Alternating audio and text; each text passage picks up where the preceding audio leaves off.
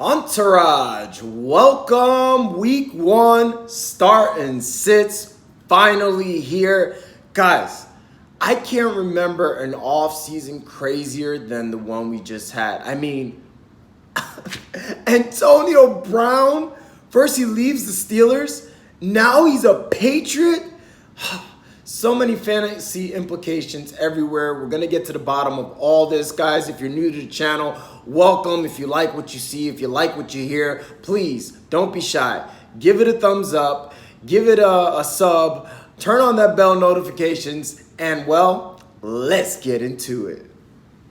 All right. So, Patriots. Let's just talk about it. Let's get right into it, guys. I'm almost speechless. Like, I was not expecting the Patriots to get Antonio Brown. And I do think it could be a little overblown. I don't think it's a better situation with him, believe it or not, because I think a lot of people are still living in the past when it comes to Tom Brady and the Patriots. It seems like every new receiver they get, every new weapon is like, well, Randy Moss had 20 touchdowns in like 2006, whenever that was. So Brady was also not 42, guys. So Josh Gordon is still there. Julian Edelman is still there. They've become more of a run team. So I don't think Antonio Brown's situation is better. Actually, I would be looking to sell high on Antonio Brown to someone that thinks he can be that elite top 5 to top 10 wide receiver. Now, I wouldn't just give him away, though. So it's not like I'm trading Antonio Brown for a wide receiver 2 or anything like that. But it's funny because a couple of buy low candidates that I mentioned in my earlier video, Aaron Jones, David Montgomery, those would be good targets for Antonio Brown, especially because running backs tend to be a little harder to get. Maybe not more than elite receivers, but I don't think Antonio Brown will be elite unless Julian Edelman goes down, which is very possible because I've said it all along. I don't think Julian Edelman is going to stay healthy the whole year, but you don't want to keep a guy in hopes of banking on an injury. But I will say this, if Julian Edelman gets injured and they move Antonio Brown into that slot role, woo, that is scary. But again, we're dealing with a bunch of hypotheticals. In the case of Brown, obviously, Josh Gordon's value goes down. Edelman is going to be Edelman. He'll be that PPR machine, that target hog, no matter what. James White, that's less targets for him as well. Sonny Michel doesn't really affect him. So really only Josh Gordon and James White. With that said, I do like James White this week. I think it'll be a James White type of game. Pittsburgh's got a much improved defense. They're going to be very aggressive. I could see, Brady doing quite a few dump offs to James White in that game. Not a whole lot of weapons. I'm comfortable on the Steelers side of the ball. Belichick is a mastermind at taking away the other team's best players, so I don't expect a huge game out of Juju. I think Connor's okay. Patriots weren't the best at stopping the run or pass catching backs. Connor obviously does both. So I think he's a solid start. Vance McDonald could be a sleeper. The Patriots were one of the teams most generous to allowing touchdowns to tight end. And actually, Vance McDonald scored the last time these two teams met. So somewhat of a sneaky play. Nothing close to a must start. But if there's certain players that stand out in this game on the Pittsburgh side of the ball, it could be Vance McDonald. Moving along here, we got the Titans and the Browns. I think the Titans are going to be awful. I think their defense is pretty good. But, Cleveland's got just too many weapons, and their offense is abysmal. They have real issues at the quarterback position. Mariota is not the one, and neither is Ryan Tannehill. So I don't know how good their play calling is going to be. And the sad part is, the Titans don't have bad weapons. If you look across the board, Corey Davis isn't bad. They drafted Malcolm Brown. They have Adam Humphries, Delaney Walker. If there's one player I do like on that Tennessee offense, though, it is Delaney Walker. Cleveland has shown they could be susceptible to the tight end, so I would start Delaney Walker. He's also Mariota's, security blanket there, but not a whole lot to like. I guess if you got Derrick Henry, you're starting him. The Browns aren't particularly good at stopping the run, although with these new additions on defense, they might, get a little bit better. Now they got Muhammad Wilkerson. Olivier Vernon obviously is more of a pass rusher. So Browns defense is a must start. I think they'll be up quite significantly, I guess. So I think Nick Chubb is a really nice start.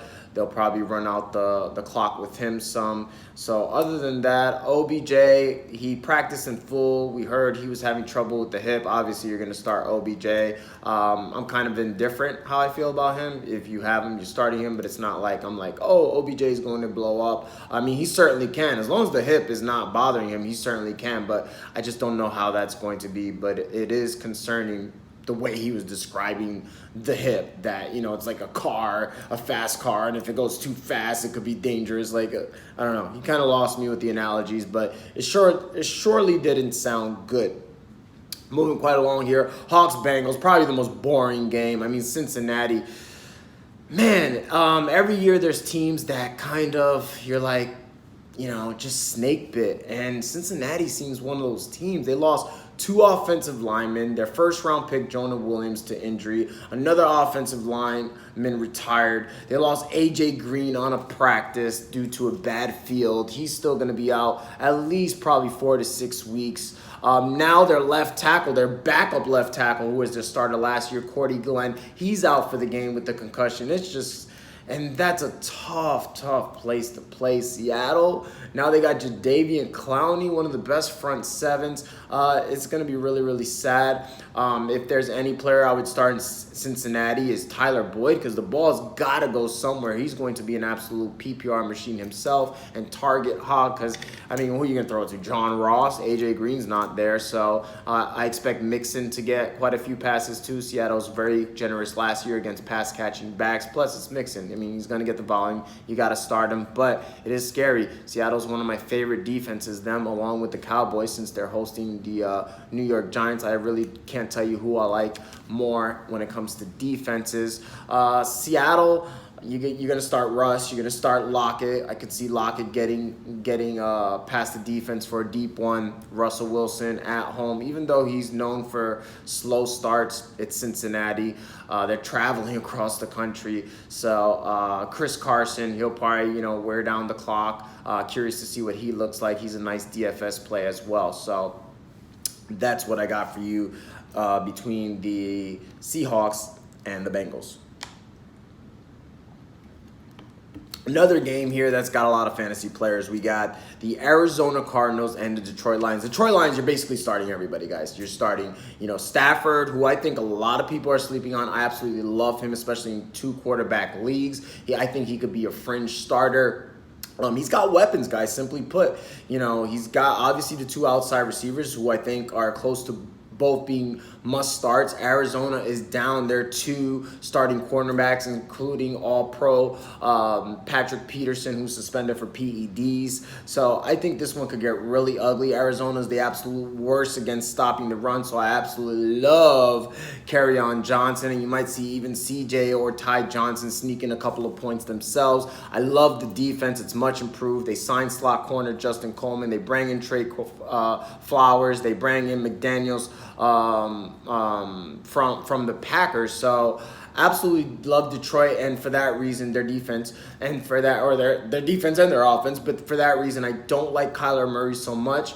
But Kyler is the type of player, I think they're going to be down quite a bit. I could see Detroit getting off to an early lead, and he'll have to come from behind. He'll probably have to scramble for his life. Marcus Gilbert, the starting right tackle, he's out. Their offensive line wasn't very good to begin with, so I do think he presents a safe floor just based on talent and game flow. So I do think Kyler Murray, even in what's not a great start, can still get you 18 to 20 points. I think Christian Kirk could also be very valuable because they will be playing from behind, but Detroit, nevertheless, I do think is a start. I can see them getting a few sacks, maybe a turnover or 2.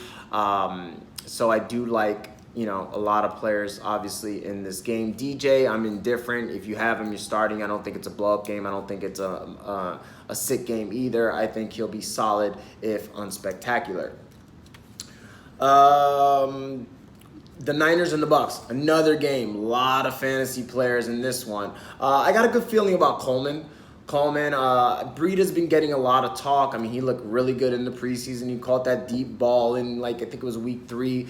And then he was penciled in as a starter. I think that's pretty much irrelevant when it comes to Niner running backs. Breida is very small. He's very injury prone. He's not going to get a full workload. Tevin Coleman, it actually could be to his benefit if he's not the starter, and Breida is more of the runner in between tackles, and Tevin Coleman becomes more of a pass-catching specialist. I actually like him better in that role. The Bucs were surprisingly good against the run. They weren't as good. I think they allowed the most receiving touchdowns by running backs last year. So if Coleman's in that role, really like him as a possible flex. I think Dante Pettis, since he is the leading receiver on the 49ers, at least by default, the Bucs secondary has been horrible through the years. He's very talented. He got the most targets last time in week 3 of the preseason. So I expect more of that to continue. It looks like he's 100%. He was battling a groin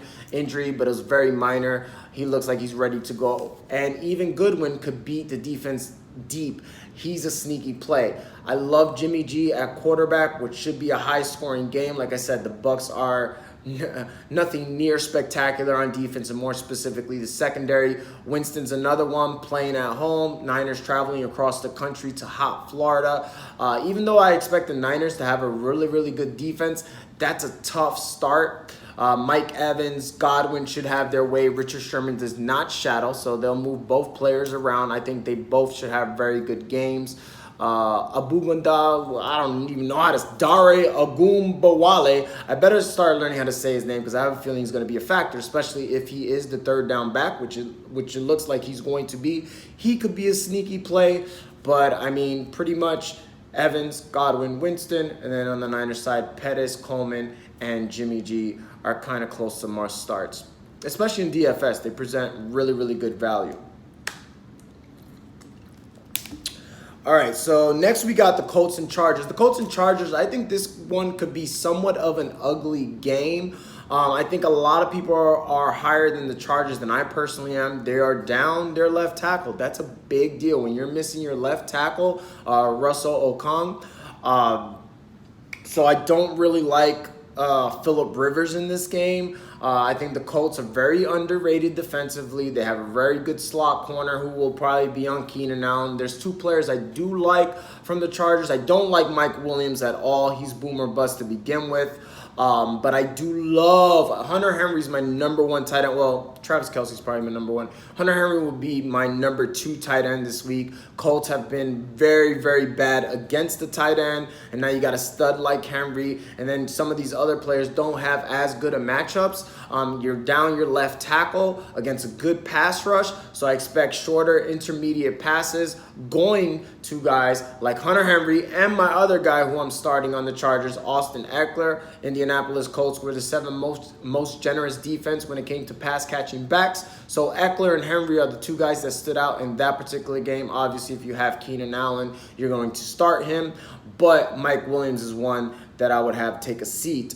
On the Colts side of the ball, I do not like, T.Y. Hilton at all. The Chargers are one of the best secondaries in the league. I do like Marlon Mack, especially if they use him as a pass catcher. The Chargers are not that good against running backs when it comes to fantasy, so I do think Marlon Mack can have a really nice game, especially if they give him the volume, because I don't think this is going to be a blowout game. One thing I can say about Jacoby Brissett, he's not one of those quarterbacks that's going to go out and win it for you, but he's not going to kill you either, and they do have a solid defense. I expect a very, very competitive game. I expect Marlon Mack to be very involved, and if you have him on your team, chances are you drafted him pretty early, 3rd, 4th round, and you got to start him. And I think he'll pay dividends for you.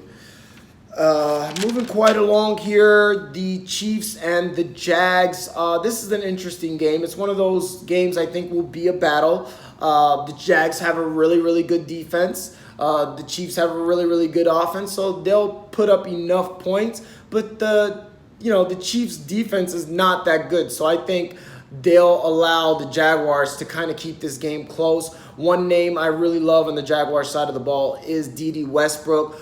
Foles threw the most to the slot receiver last season. They don't really have much other than D.D. Westbrook. I think he's going to be a target hog. They're going to have to keep up with Kansas City. No matter how good the Jaguars defense plays, Kansas City's still going to put up like 20 points. So they're going to be going to D.D. early and often. So he's a must start there. Obviously, if you got Fournette, you're starting him. I'm curious to see how they use him based on DeFilippo, the way he used the pass catching backs last year in Minnesota. I expect Fournette to be used as a receiver, and he's one of the few situations where he's the guy. He's not really splitting, carries or touches with anybody else. So Fournette obviously is a must start. As far as the Chiefs, I don't think there's any name that quite stands out. If you have Mahomes, obviously you're starting him. Kelsey, if the Jaguars had one weakness on defense, it was against the tight end. So I expect a big game out of Travis Kelsey.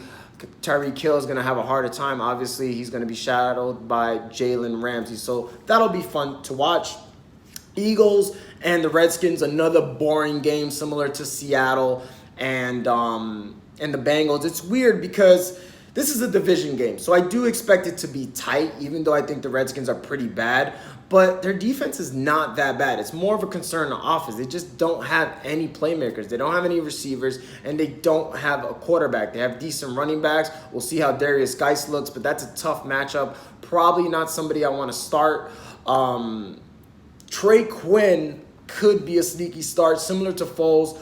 Case Keenum loves his slot receivers. You saw the connection he had with Emmanuel Sanders. Now, Trey Quinn has missed quite some time. He's one of those guys that's been injured for pretty much his whole career. If he plays, though, he could be a sneaky start both in DFS and, redraft leagues, but more of a dart.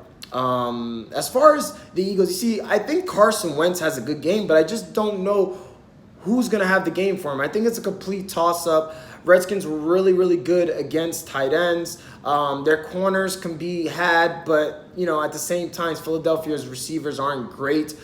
D. Jackson is battling, I think, like a thumb injury, so I don't know how that's going to affect him. But if that's not a problem, I could see him getting deep. But I just don't know who's going to score. I like Wentz. If you have him, you're starting him. I just don't know exactly who's going to get the ball. Cowboys and Giants, probably my number one defense. Cowboys at home, opening day against Eli, against that Giants offensive line with that pass rush. I do like the Giants and the Seattle Seahawks the most when it comes to defense. Barkley, Barkley's Barkley. Zeke's not the best start right now. I don't think they're going to give him a full load. I don't think they need to give him a full load because, again, it's the Giants.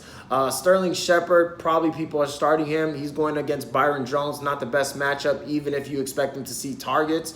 I wouldn't count on Eli, getting him the ball. He's not an elite receiver, and he doesn't have an elite quarterback. One guy I can count on, though, is Evan Ingram. Cowboys, that's been their weakness in the past, is the tight end. He should see a lot of targets. It's got to go somewhere. I don't see it going to Shepard. So Saquon and Ingram are the only players you want to start on the Giants side of the ball. When it comes to Dallas, like I said, I'm not a big fan of Zeke this week. I guess if you have him, you're starting him, but I'm one of those weird people. I would even sit him, as crazy as that sounds, depending on what you got, obviously. I wouldn't sit him for Kenyon Drake, even though we'll get more into that later on when we get to Miami's game. But one name I do like on the Dallas side of the ball, I'm not even crazy about Dak Prescott. Again, guys, you got to look at it like this. Yes, the Giants were hard, but it's week one. It's a division game. Nobody just wants to lay an egg their first week. So I do think the Giants will come to play. I do think their defense will be better with the additions. They have a few nice rookies. They have that corner from Georgia. Janoris Jenkins is going to be shadowing Amari Cooper, so I definitely don't want to start him. I have no problem sitting him. I don't care if you draft him in the third or fourth round. He's a boom or bust receiver. I actually like Michael Gallup because the focus will be on Amari Cooper, and Gallup has looked really, really good. He's had a chance to develop and expand that chemistry with Dak Prescott, and like I said, he's looked really, really good. So I like Michael Gallup as a sleeper in this game. Vikings and Atlanta.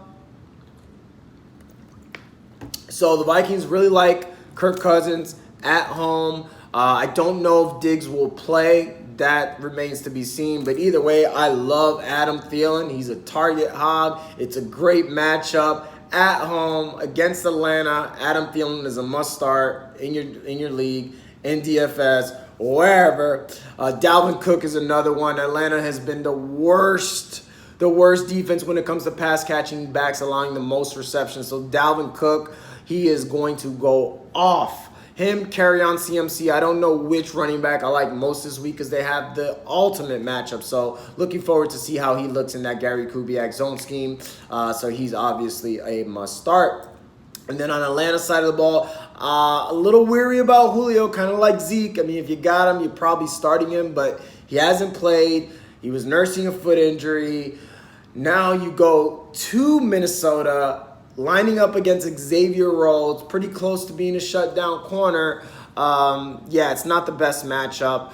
One guy I do like is Austin Hooper. I saw Minnesota was very susceptible to receivers and tight ends in the middle of the field, the slot corners, the tight end. That's where their weakness was. If they have a weakness, Minnesota's obviously a very good defense, but they can be had in the middle of the field. So I do like Austin Hooper in this game. Ridley could be a sneaky play too, but, you know, he's not like somebody that's like I'm saying, oh, you got to start Ridley, but I do think you got to start Austin Hooper on Atlanta's side of the ball. Rams and Carolina, just mentioned CMC, absolutely love. Rams' weakness was stopping the run. Obviously, CMC, they're going to use him a ton. The Rams like to rush the quarterback, you know, drop it off to CMC. When Aaron Donald's coming at you, those points will rack up quick. One guy I'll probably be sitting in this game is Cooper Kupp. First game back from ACL. Obviously, he's a slot receiver, so he's not going to be in the game even, you know, when he's 100%. He usually gets, I think, you know, around 70% of the snaps, late 60%, somewhere around there. I probably expect his snap count to be about 50%. Carolina's got a really, really good defense. I'm a little worried about Goff in this game. He's not somebody I would recommend starting. Like I mentioned, they have one of the best defensive lines in all of football, the Carolina Panthers, and the Rams have lost two of their starting offensive linemen, you know, that are no longer with the team. So I don't like Goff. Don't know, you know, Cooks. Robert Woods is probably your safest bet in this game because I noticed that Goff tends to lean on him with those tougher matchups. He's very secure. Everybody says Cooper Kupp's Goff security blanket. I beg to differ. I think it's more like Robert Woods. I've noticed that in the past. So Robert Woods is a solid start. I don't like Gurley. Carolina was also one of the best at stopping the run. I haven't seen him, you know, post this, you know, arthritis news. So I'm one of those weird people. I would sit Gurley. Call me crazy. But not a fan of Gurley, not a fan of Goff, not a fan of really too many Rams receivers other than Woods. Probably if you got Cooks, you're starting him too. On the Panthers side of the ball, CMC, Greg Olsen might, you know, have some value. Rams weren't particularly good at stopping the tight end, but they were good at stopping receivers. So not the best matchup for DJ Moore or Curtis Samuel. I expect this to be a tight defensive game. We talked about the Colts and Chargers. Let's see here. Ravens and Miami. This could be an interesting game. Dolphins, everybody expects them to be really bad, but it's national football. I feel like when everybody expects you to do bad, and then that's when you surprise people. That's when you shock them. Watch this be a lot more competitive. Fitzpatrick's just one of those guys. Like, you never know what you're going to get from him, especially early in the year. This one might be closer. You know, you got a new coach, Brian Flores, wants to, you know, put his best foot forward. It's the first game of the year. At least be competitive for one game. But nevertheless, Lamar Jackson, obviously you're going to start him in a juicy matchup. Well, maybe it's not obvious. I think a lot of people have him as their QB2. But he could be one of those guys that can provide high upside, especially running the football. Miami's really got nothing other than Xavier Howard, you know, in the secondary. So they could be had Mark Ingram, or it could be Gus Edwards. Who knows? I don't know how that backfield split's going to be, but I know somebody's going to go nuts because Miami is up there with Arizona as being one of the most generous defenses when it comes to allowing teams to run the ball and running backs in general in fantasy. Mark Andrews could be a sneaky play. Miami's also traditionally been, you know, bad against tight ends, but they do have a new defensive scheme. But nevertheless, he's kind of like a toss-up. No must starts. I think Lamar Jackson would be the close. Probably Mark Ingram, since, you know, depending, you probably drafted him pretty high, probably to be your RB2 flex depending how stacked your team is. So he should be solid. Miami, Drake, depending if this game gets out of hand, Drake might be a factor. He might be a solid flex, especially if they're behind, or since, Baltimore is going to bring that pressure, they might want to kick it out to Drake in the flat. I don't know. That one's a toss-up, but I wouldn't feel that bad starting him as a flex. If you're starting him as your RB2, then I'd be a little weary. But as a flex, that's what you look for, is that upside. So he might be able to get you what you need at that flex position. Jets and Buffalo, another ugly game. Nobody really stands out. You might have two sleeper plays here. Cole Beasley, Crowder, since, Buffalo's really good outside on their corners. I think their defense is going to be one of the best in the league. Sam Darnold is somebody I'm very high on, just not this game. Robbie Anderson, you might want to sit him. It was a tough matchup to begin with, going against probably Tre'Davious White, one of the most underrated and best corners, in my opinion. He should be top 3 to 5 when we're talking about the elite corners in this league. And now he's going up against him with a possible calf strain. He's questionable right now. He'll probably play, but who knows if he'll be anywhere close to 100%. And like I said, even if he is, that's a tough matchup to go against. So he's probably somebody I'm sitting and probably want somebody like Crowder, who's not going to be going against Tre'Davious White. Not a fan of Bell. If you got him, you're probably starting him. I don't think they're going to give him a ton of touches. Like I said, Buffalo, I think, got a much better defense. They have been susceptible to pass-catching backs in the past. Bell's obviously good at that. Montgomery could be a sneaky play. Montgomery could be one of those, flex plays with upside, but nobody really here on either team that I must start. Josh Allen might present you as a decent floor, being that he can use his legs. We'll see how the Jets defense looks. I think they'll be okay. But again, when you're talking about division games, even if the defenses are bad, they tend to play up for these games. So don't underestimate that part of things. I mean, if we learned anything, look at Thursday night. Green Bay versus Detroit, 10-3. Ridiculous. So that's what you get when we're talking about division games. Now to the primetime or the Monday night games. We got here the Broncos and the Raiders. A couple of players I like here. I have a feeling Phillip Lindsay is going to go off this game because I think he's heard a lot of the chatter. A lot of people are doubting him once again, and he's that guy. He's got that Napoleon syndrome, that little man chip on his shoulder, and I absolutely love it.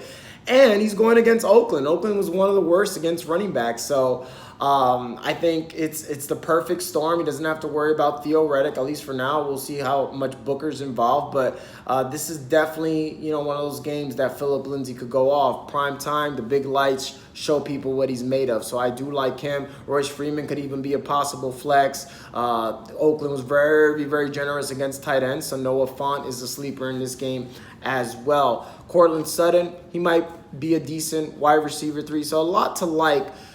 And actually, Emmanuel Sanders, he's another one that really, really likes to perform under the bright lights. So he might even be a better start, actually, than Courtland Sutton and Oakland. Their slot corner, who they got? Well, they just got Joyner. I don't think he's anything to worry about.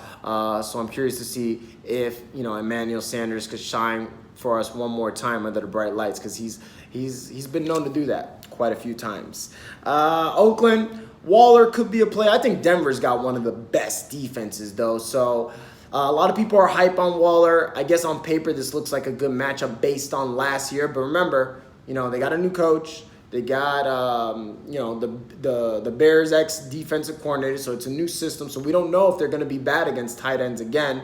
But some people think so. I don't know. How good is this kid Waller? We obviously know he's a freak athlete. To be able to play the tight end position, he's like 6'5", runs a 4.4 40, former receiver. But is he one of those hype players? Because Gruden, he likes to hype people up. But at the same time, now that AB's gone, originally I thought he'd be one of those like boomer bust tight ends, get the big plays, show us how great he is and have flashes. But I don't know if he could be that volume target that Jared Cook was, because people seem to automatically assume that just because he has the physical tools. We'll see. It remains to be seen. But it is boomer bust. It's not somebody that I would say automatically, like a lot of people are assuming, oh, it's Denver, it's Waller, they don't have AB, let's plug them in. Because Oakland might just be that bad where they don't even have the opportunities to even throw the ball because Denver's pass rush is that good, and I think their defense could be, similar to or be like this year's Chicago Bears. And then finally, we got the Saints and the Texans. Drew Brees at home. You guys know I'm not a big Drew Brees guy, but I'm also not an idiot. I mean, Drew Brees usually starts the year off fire, and that's my problem with him. I know Drew Brees patterns every year. He starts like a bat out of hell, and you put him on Monday Night Football against the Texans with no Jadeveon Clowney, no Honey Badger. I think this could be a blow-up game for Drew Brees, so I absolutely love him this week. Not season long, but this week I love him. Love Michael Thomas. Love Alvin Kamara. Start your Saints. Texans, you're starting obviously Hop and Watson. Curious to see how Watson looks with this new left tackle. Curious to see if Kiki Cutie plays. If not, Kenny Stills might be the guy. But the Saints have a really, really good defense. Although it's been weird because the past 2 seasons, it looks like they really ended strong. But they had their difficulties in the beginning of the year. So we'll see if some of these patterns hold true. Either way, it should be a shootout. Love me some Duke Johnson. Really, really anxious to see what he looks like as well. Saints got a good pass rush. They might want to kick it out to Duke in the flat, see what he could do with the football. Kenny Stills, like I said, could be a sleeper as well, depending if Kiki Cutie plays or not. So, yeah, good games, good stuff. And as always, guys, if you have any questions, that's what I'm here for. I'm here to help you. I want you guys to win. I get a kick out of you winning. So comment down below any questions. Give me a sub. Turn on those notifications, guys. I'm going to be here all season. My goal is to make sure that everybody that follows me religiously wins their league. So let's do this, guys. And until the next time, I'm out.